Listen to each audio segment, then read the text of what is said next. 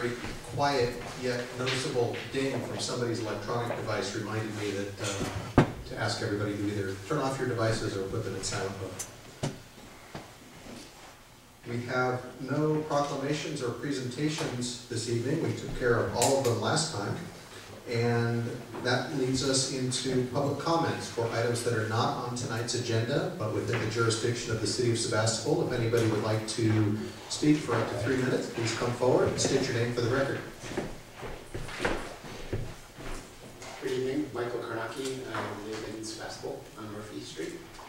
And I just want to bring attention to the council and the city staff a couple of things. First thing is that the crosswalks on Highway 12 are a failure, pretty much, and also on 116. You know, they're out. One at Murphy Street, which I use regularly. The lights are no longer working, either above or in the street. And the drivers, as you approach and you go out, they're like mad at you because you didn't push the button. When in reality, the button doesn't work at all. So I think that what would be good to do is to approach Caltrans and demand that those crosswalks be painted again with white stripes, because it's too. I mean, I already lost one of my neighbors, and it lives in the same apartment complex in that very intersection. Frederick, he died there. That was in part because of the sun. So I think that whatever the lady is on to Caltrans, maybe you could make some serious, you know, say, hey, we need to have this back. So that way, with it getting darker now, pretty soon we're going to change our clocks back. We need to think about how well those are lit. So I think that that's one problem. The other thing I want to address is the drainage system on the Barlow building, which we have, the two drains are going out directly onto the sidewalk, and we haven't had the Godzilla type El Nino like they're predicting in a while. We haven't had a lot of rain. Last year when it was coming down pretty heavy, we had Wilton Avenue draining into the storm sewer, the one little outlet there, and all the little mouse holes along Main Street. We had the Barlow building dumping, which is about half a football field, and the drain cannot handle that. And it definitely covered the full, the right lane of the southbound 116 was completely flooded because the sewer system can't handle that kind of flow. And so I'm pretty sure this year we're going to see crest over the top, and that comes directly onto my side of the street. And at the end of the 90s, I had a sandbag in my shop, and that was before the Barlow building. So those are two things that I would say that need to be addressed. That's it. Thank you. Thank you. And while that's still fresh in my mind, I'll ask staff to look into the flashing lights on the crosswalk and see what's going on up there. Hi, my name is Donna Fisher, and I live on Cleveland Avenue. I'm here tonight on behalf of the Sebastopol Alliance for Neighborhood Empowerment and the members of the community who support our efforts. Since the ongoing issues concerning Rotten Robbie will be the topic of your closed session later this evening, we felt that it was important to reiterate that we want to continue our efforts to work cooperatively with the city, allowing Rotten Robbie to operate its business in full compliance with its use permit and local ordinances, and at the same time protect the neighborhood from significant and long-standing environmental impacts. These commitments were addressed in the original permit and filed with the state of California. It should be noted that without consent to do what the city required, the expansion of the gas station and the addition of the car wash would not have been approved. As you deliberate tonight, we hope that you will keep these things in mind, and not only with regard to our specific issue, but for the other environmental, health, and safety items on tonight's agenda as well. Thank you again for your continued support. Thank you. Next speaker, please. Lieutenant of Public Works. I just wanted to let you know that the repairs for those crosswalks are pending receipt of parts. So we're anticipating hopefully next week. Great. Thank you, Rich.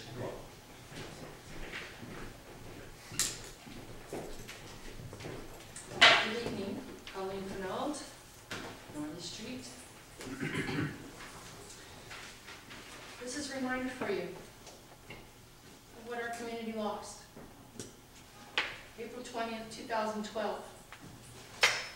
Spent the day at the Board of Supervisors, the Cali Task Force, and the independent auditor. Well, what we do know is that Andy Lopez isn't the only child killed, murdered at the hands of law enforcement. There's corruption in every police department to some degree. And unfortunately, my experience with the city of Sebastopol and the city of Santa Rosa, including Vice Mayor Gurney, who when I brought her all the evidence of all the 4 felony crimes of my ex-husband and the crimes of the police not doing their job because I was on the ballot at the same time she was, dismissed. She's not here. So this task force will be meaningless unless the cities are included. When's the last time you really ever saw one police force properly investigate another with results that serve the public and not protecting the criminal activities of the police? Some of those activities were here. This is my ex-husband's details of his encounters with prostitutes, the telephone numbers, location. Oh, here was Lexi. She's black. She's about 18. She's $180 an hour. I had a whole bunch of these. I gave to your police force, asking them to give to the Santa Rosa, and then I gave them to Santa Rosa directly. For 3 years, his crimes: prostitution, playing with teenagers, producing pornography with someone who was a teen, raping me, possession of drugs with a witness. I can't get them, Santa Rosa, to even get a search warrant. So the atrocities that happened for 3 years when she was still alive, the suffering she went through, slitting her wrist in her father's care. Me going to the judge saying she needs the psych eval the ER doctor ordered, she agreed to go to. Judge Bertoli denied her the psych eval after slitting her wrist in her father's care. For 3 days she suffered with that before I took her to the hospital. Judge Bertoli also denied her having an independent attorney to simply serve her needs. So the corruption is rampant. Judicial, law enforcement, public. Where is the oversight? So when I came to your police chief, because my ex-husband called me on the phone to try to make a deal with me over custody in exchange for not going to the police for his other crimes, and I went to your police chief knowing I was surveilled, demanding surveillance from my phone companies, from law enforcement, local to federal. Surveil me. There are criminals in my life. They're going to screw up. Police Chief Weaver said, oh, I asked the CIA, and he said they didn't have anything, which we know is a lie. He would have asked the FBI. So when I say we need some oversight, I need you to attend the meetings with the city manager, at least one of you, so we can get things done. Conclude your comments. Yes, I'm quite serious. So please show me you're serious about safety and protection of all citizens here and show up. Thank you. Next speaker, please.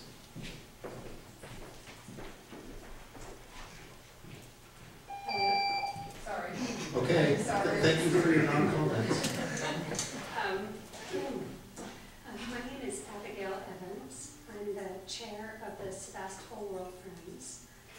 For those of you who might not know, we are an organization that runs our city's sister city programs with Chihiro in Ukraine and Takeo, Japan. I came in to announce that we are soon to have our second annual Sister City Friendship Dinner and Celebration. That will be on November 7th at the Inmanji Temple Memorial Hall from 6 to 8:30 in the evening. I have a couple of flyers that I'd like to leave at the back of the hall for anyone to look at if they're interested. And this is a community celebration to which everyone is invited. There will be Japanese and Ukrainian food and music and entertainment, and a silent auction to benefit our scholarship fund. And that's all I have to say. Thank you. Thank you. And I will, Ollie, we'll make sure that it's on the city website. Next speaker, I can please. send a PDF. Perfect.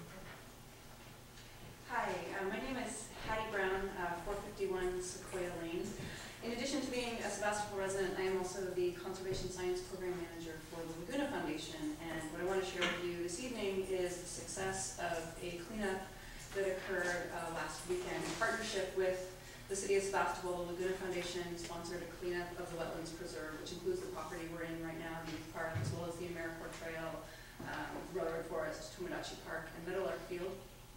And last Saturday, over 100 volunteers turned out, with residents of Sebastopol and non-residents, Sonoma State students, several Girl Scouts, a number of really motivated citizens. We removed approximately 20 cubic yards of garbage, so to picture that as sort of a large construction debris bin size waste container. And had that not been removed, that garbage most likely would have ended up in the Laguna with the oncoming rains. It's a really huge success, but it's hopefully something that we can repeat in the future, and it also points to the very critical need for ongoing management of the preserve, and that item will be up for review of council, I believe, the next meeting, November 3rd. Thank you. Thank you for that.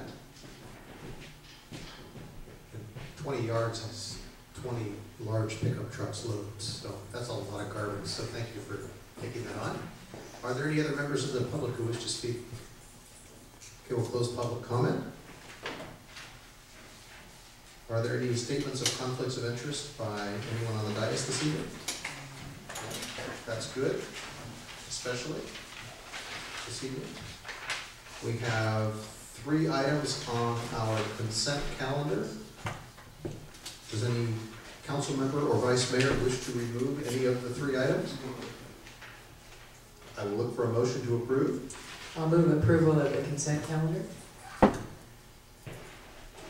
And I will second. Wow. Thank you for that. Is there any opposition? Then we'll say that that carries unanimously this evening.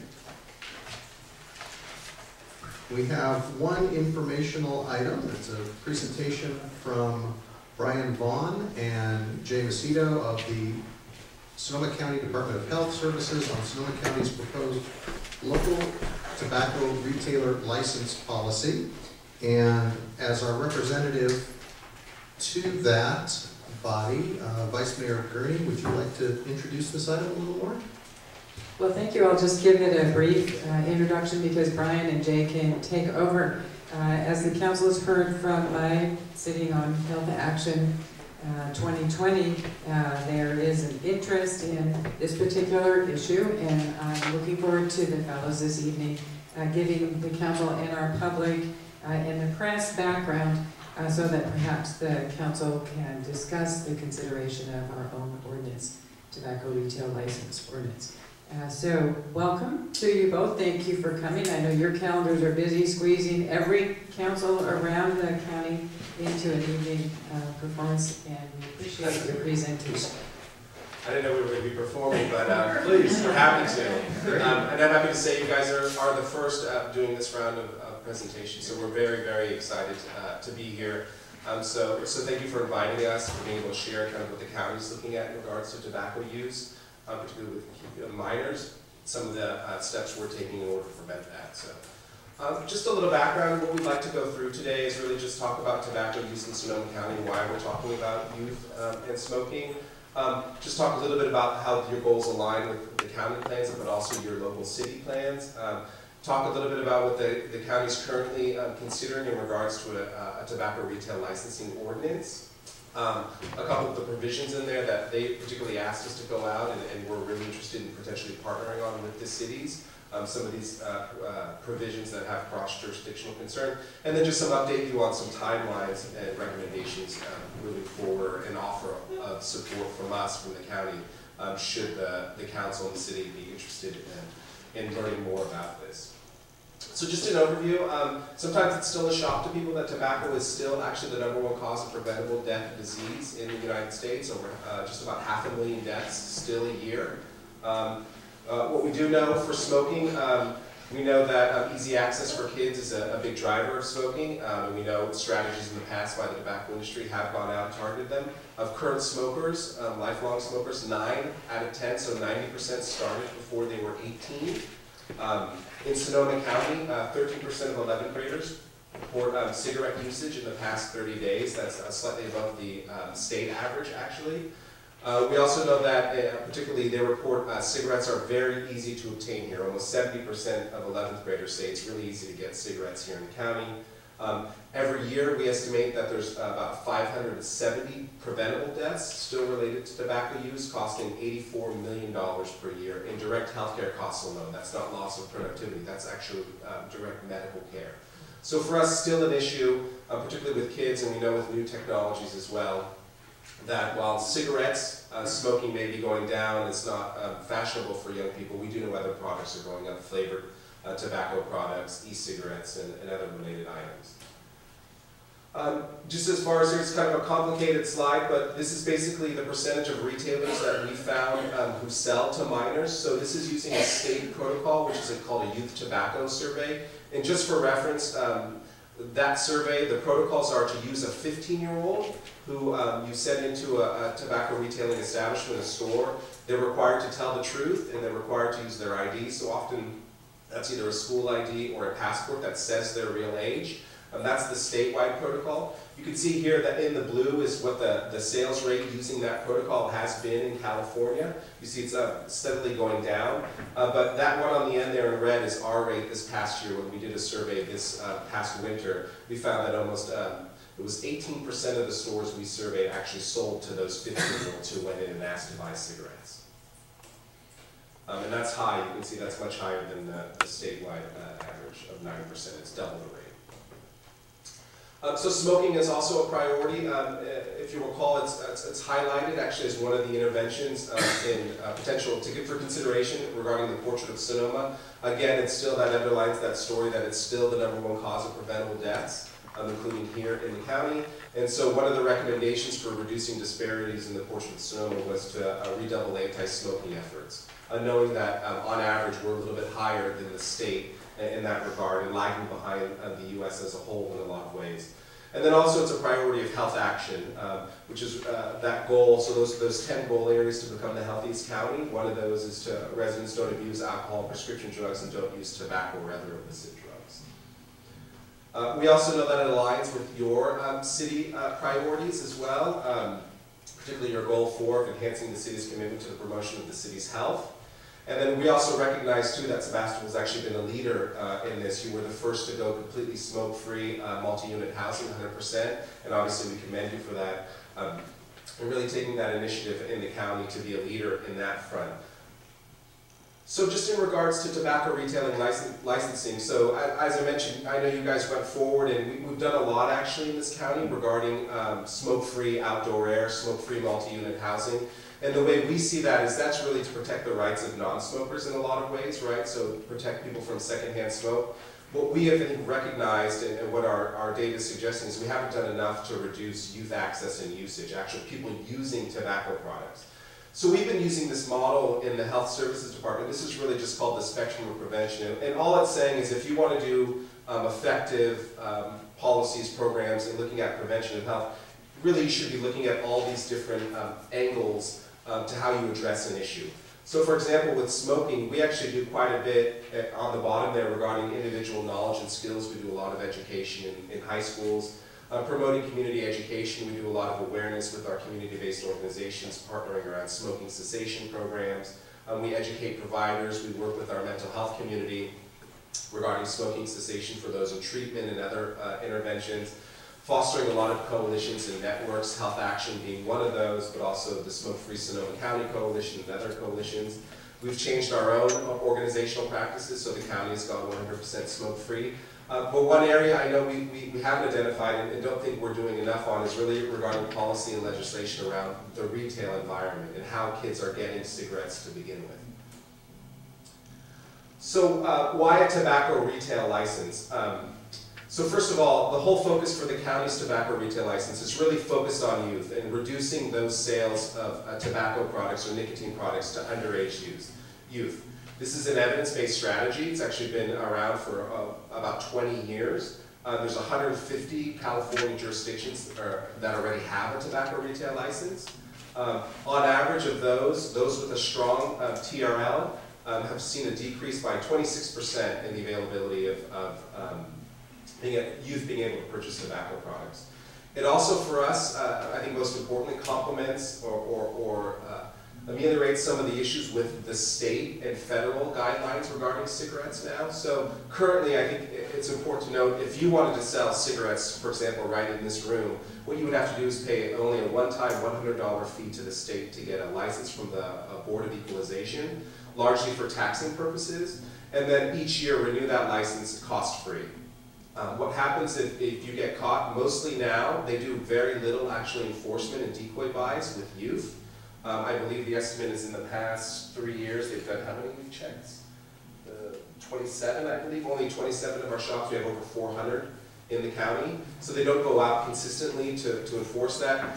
Most of it is actually, right now, self-report. So if people see people selling to kids, they can report it to the state and then have to wait for the state apparatus to kind of get in, do the check. If they do find that they're selling to kids, the first time offense is actually pretty small. It's only a $200 fine the first time around, and it gets progressively worse, but it takes a long time for that to happen. So what we would say is the enforcement and the penalties aren't necessarily sufficient enough to do due diligence in reducing youth access. So what a TRL does is really allow for local control of that. So if you know that someone is selling to kids, or you find them here locally, you can actually suspend their license and have them not sell tobacco products at all, as opposed to waiting for that whole state apparatus to take effect, which can take, frankly, years. So how does a TRL work? Just very simply, you charge a local fee for an annual license. At least this is how the county is put together. So each tobacco retailer who wants to sell a tobacco product has to purchase a license every year from the county. With that, 100% of the fees go to local education, compliance, and support for enforcement. So we'll go out and do a check every year, do compliance checks. We'll also do a youth tobacco purchase survey, so send one of those 15-year-olds in every year to make sure they're not being sold to.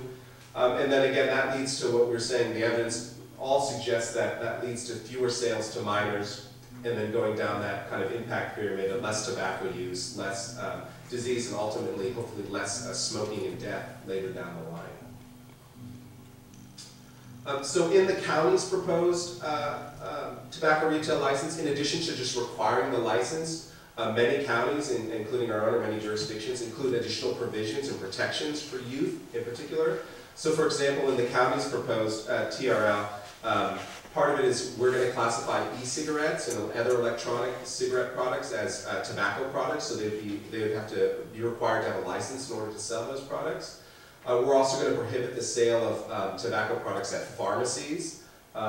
Also, we're putting in some density restrictions, so knowing that there's an overconcentration of tobacco retailers, particularly in low-income areas. So putting in some fairly broad, but still we think important density restrictions moving forward. Also putting some additional support for compliance and enforcement in addition to just those stings, but also working with the retailers.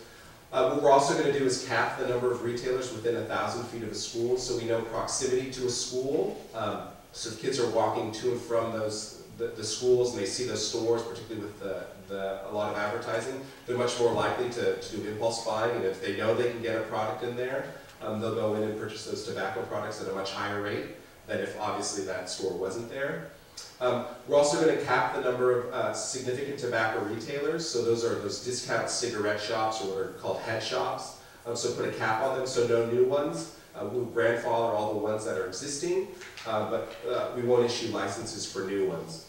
And then there were 3 areas that we would say we're fairly progressive on, but do have highlighted in red here cross-jurisdictional concerns. We're also proposing for the county considerations to do a minimum price per pack, and I'll go in a little bit about why we're proposing that.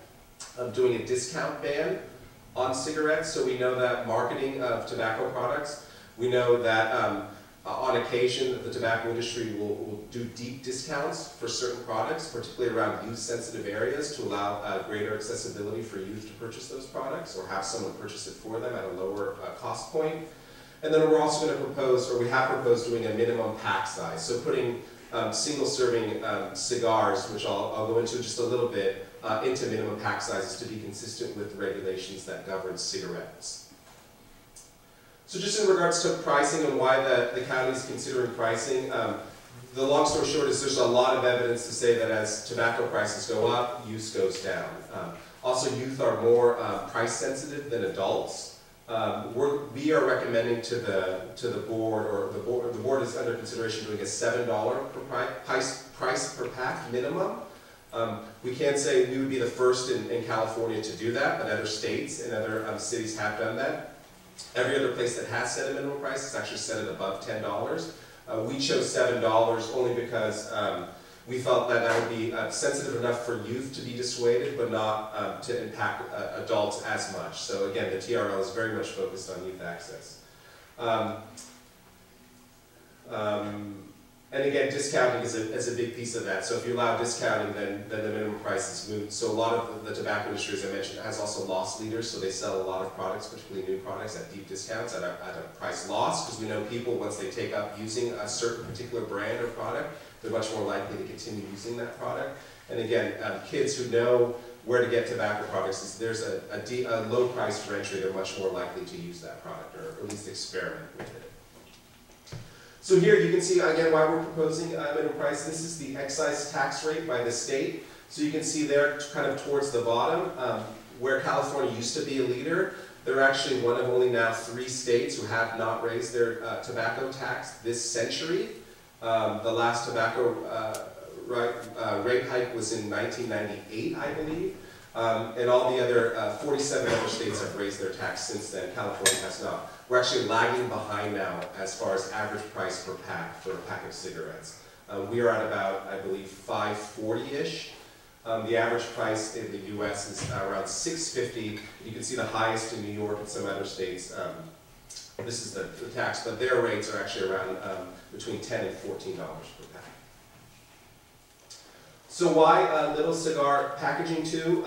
So little cigars, or cigarillos as they're known, was really, in a lot of ways, was an end around by the tobacco industry. The FDA, just to kind of provide some background, has deep regulations on cigarettes. So you know, cigarette packs come in standard packs of 20, you can't flavor them, you can't do creative labeling like these are healthier or lighter.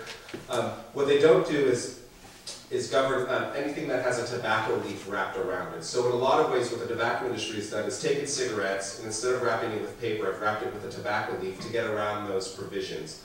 So what you'll see here is a lot of the products that have resulted from that. A lot of flavoring that is attractive to kids. You'll see cigarette, bubble gum, very, very cheap pricing. So you can see, for example, you can get 3 of those little cigarillos for $1.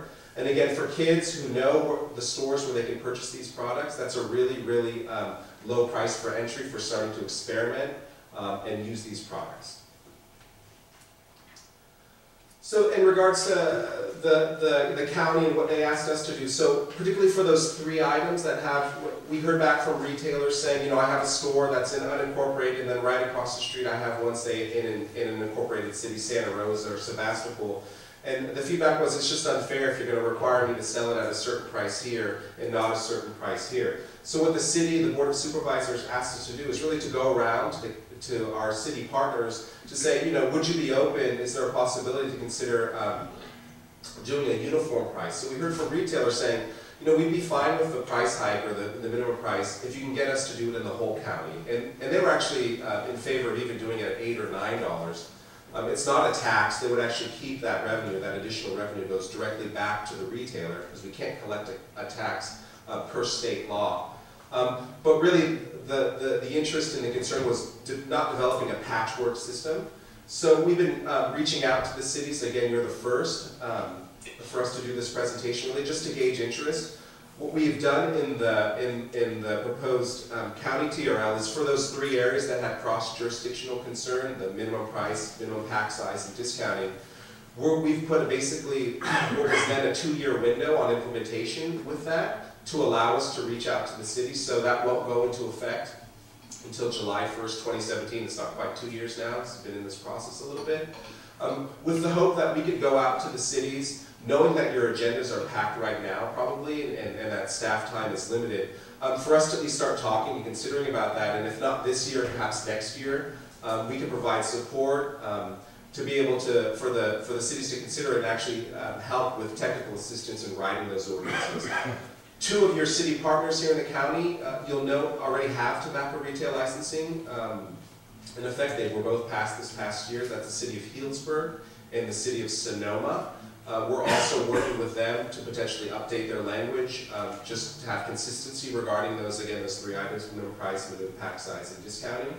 And now we're reaching out to the other cities, just to, again, to gauge interest, to see if that's a possibility. And just to remind you, we have staff here. We're funded by the state tobacco program to provide technical assistance. So, for example, in Healdsburg and Sonoma, we helped write the ordinances for them, customizing it to their needs of their city, provided that technical assistance, and really tried to facilitate that whole process for the city. So just in regards to timeline then, the board heard their first reading this past month at the end of September. There's a second reading due November 10th in order for them to finalize the ordinance. And at that point, we'll have that kind of final language and be able to come back with what specifically was adopted. For us, the license requirement would then go effect July 1st, 2016, where we would require everyone in the unincorporated county to obtain that license in order to sell tobacco products. And then, as I mentioned, we would delay implementation of those 3 items that had cross-jurisdictional concerns to July 1st, 2017. Again, giving us time to work with the cities and work on your schedule. So if anyone wants, there's a lot more information just regarding background tobacco retail licensing on our Breathe Easy website. And obviously you can reach out to us. And then moving forward, really for us again, is to really meet with all the cities, get in front of all the city councils, just to share what the county's doing, and then really just to gauge interest to see if people want to continue, if councils and cities want to continue with this conversation, and really figure out ways where we can collaborate, and then just being very clear on the technical assistance and support we can provide as the health services for the whole county, how we can help staff with that, and anything we can do to kind of facilitate that process moving forward. So that's all I have for now. I know that's a lot of information, and I'm happy to take any questions if you have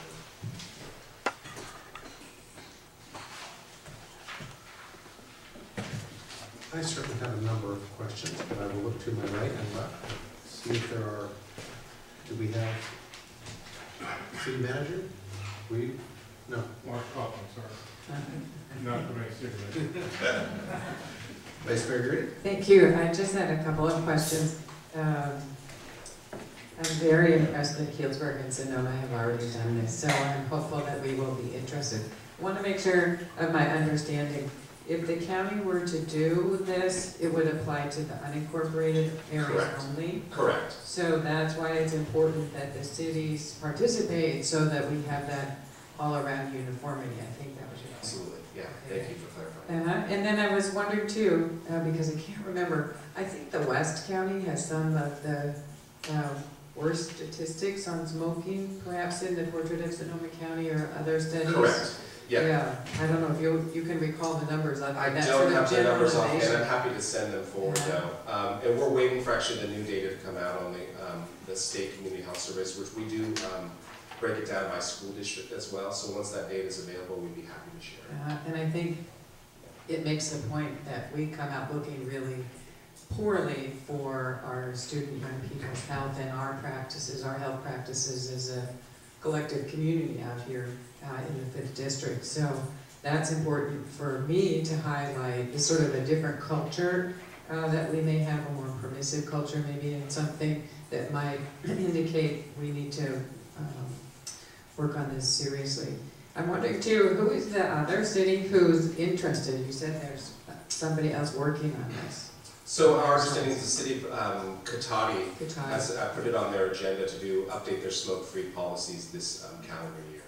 Okay, so we're seeing there some interest in the smaller cities, which is something I think we pay a lot of attention to, because in a number of issues the cities might divide that way.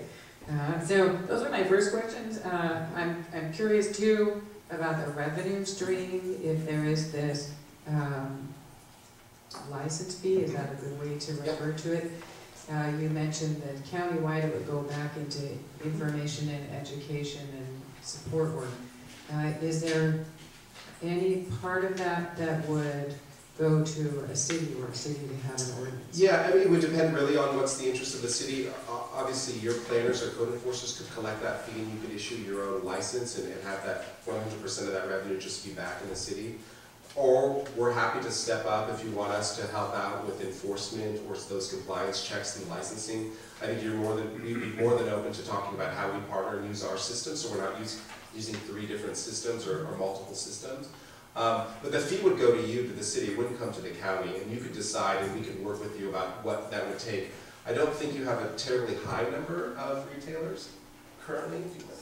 17 tobacco retailers that are licensed by the state. Likely 14 would probably actually get the license, depending on the amount. Some people get the license from the state because it's just so cheap and easy to get. So we have mechanics who have them, we have golf courses. So some of those will kind of reduce down just because the cost of entry was just so small. You know, what we found is probably a portion of those just aren't making money off tobacco. It's more of a convenience thing, and they would just stop if there was more higher cost of doing that. So not a bad thing, but nonetheless, I think enforcement would actually be pretty streamlined and pretty simple for the city in terms of the number of retailers you have. Thank you. So I'll pass it on to you for further questions. Councilmember Glass? I'm curious about how the other cities that have already implemented this are using their revenue stream, and how are they implementing enforcement? So you have to use the fee for the actual tobacco retailer program. That's the only way that fees could be used. However, they could be used for compliance education and technical assistance and support to the retailers. It wouldn't all have to necessarily go to enforcement of the actual inciting or the tobacco retailer license. So would that include like an educational program in the schools, things like that, or is it just implementing the program? The money could potentially be used for educating the public as well. It would need to be around the tobacco retail license itself, though, the actual ordinance, wouldn't necessarily be general tobacco education or something like that. The funds would have to go for the program enhancement.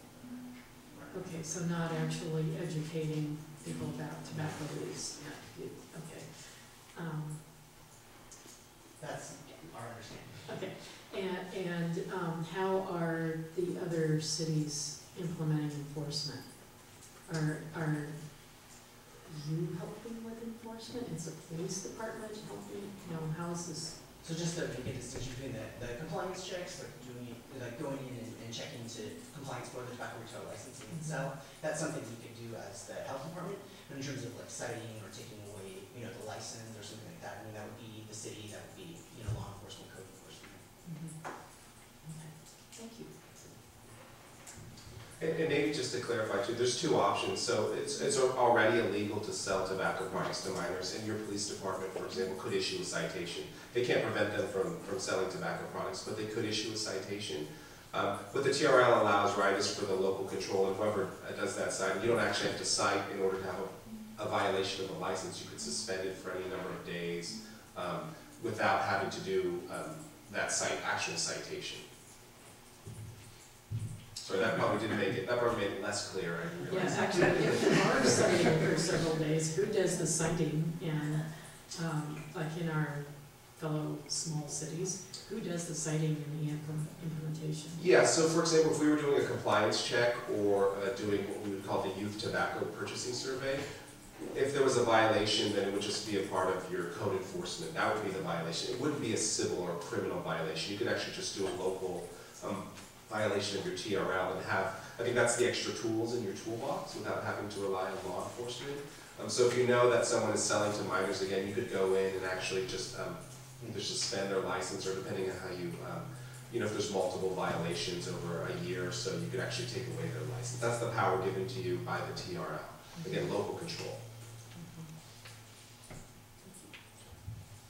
So the retail license, what's the proposed fee for that?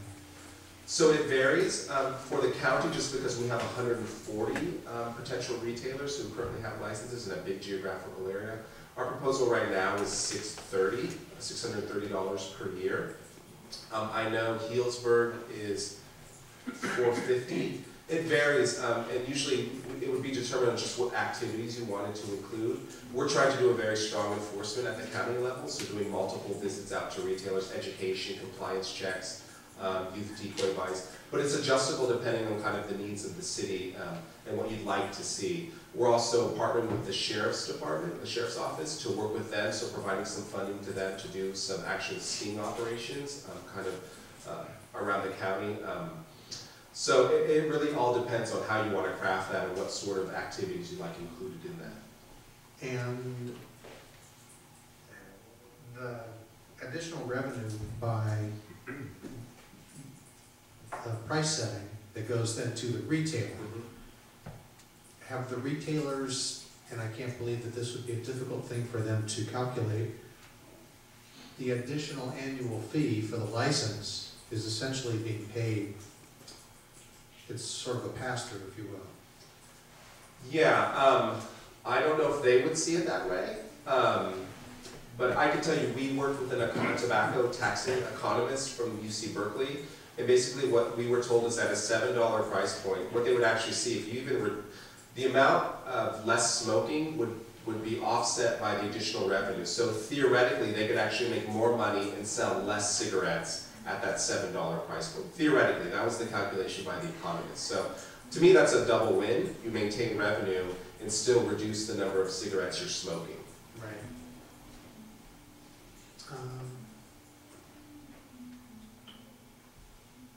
Are there any cigarette vending machines left in the world? In the world, yes, not in the United States. They're illegal here. I know they're still in Japan. Yeah. Well, I was thinking if there were, you said mechanics, and I was thinking back to the old days where you go down and you have the machine and the thing.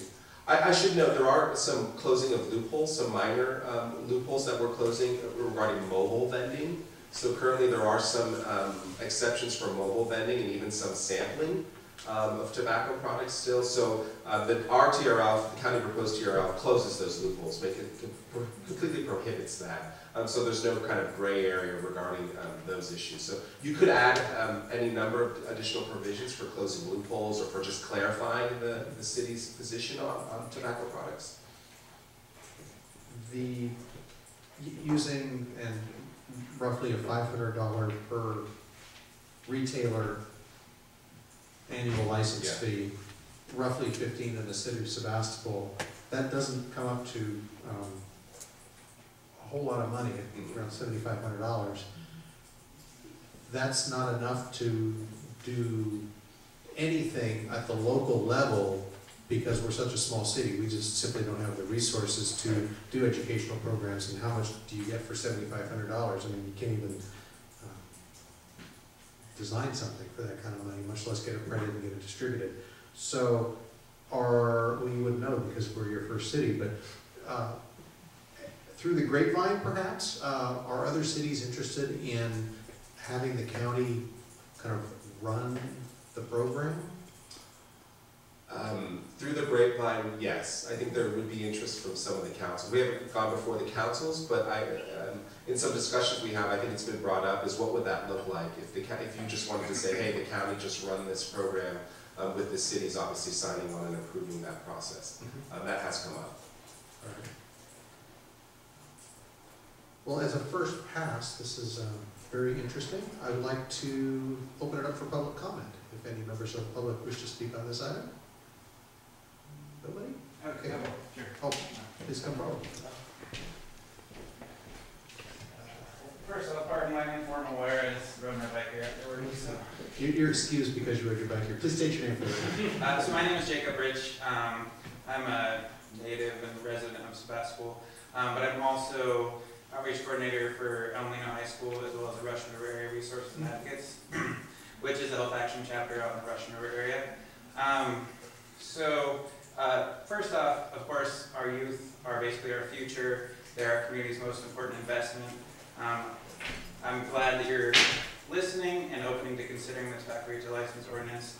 I believe it's a great opportunity to demonstrate your value for our youth, for protecting the health of our youth, and actually effectively doing it, because this ordinance has been proven effective in so many different places. Going back to the local data, our high school district actually has, according to there's data that's going to be coming out soon, We have our high school district, which is West Sonoma County Union High School District, has the highest female teenage smoking rate in the county, and an overall rate that's higher than the county and state averages.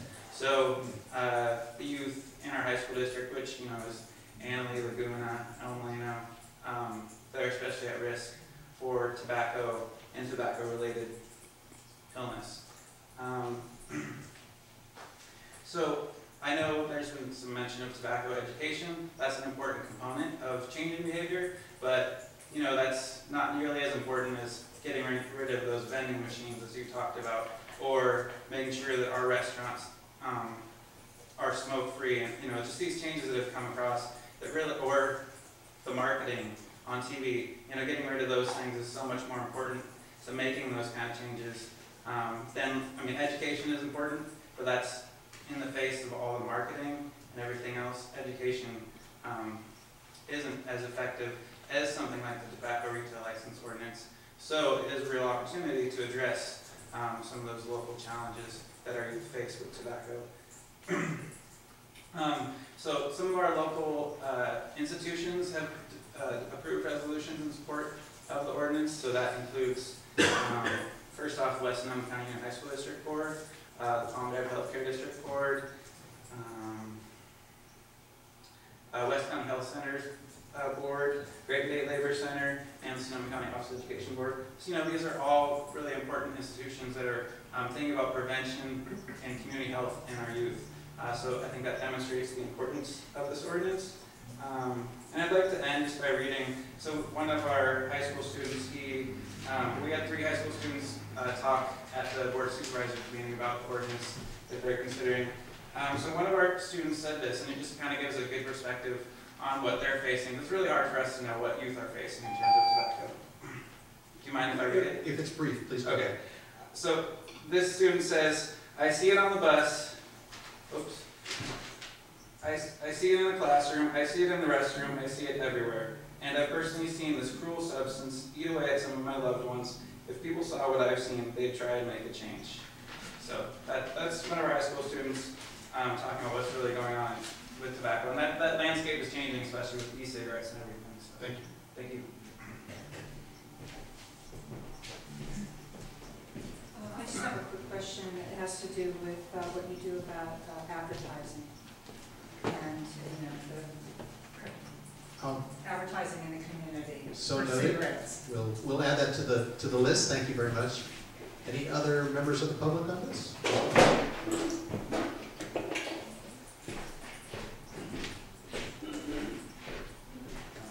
Michael Carnacki, I would like to add to the questions too. One would be, does it include rolling your own tobacco? Loose leaf tobacco, is that included? Are cigarettes, can you buy cigarettes online? That would be the second Okay. one. And then when it basically create, what was the other question that I had?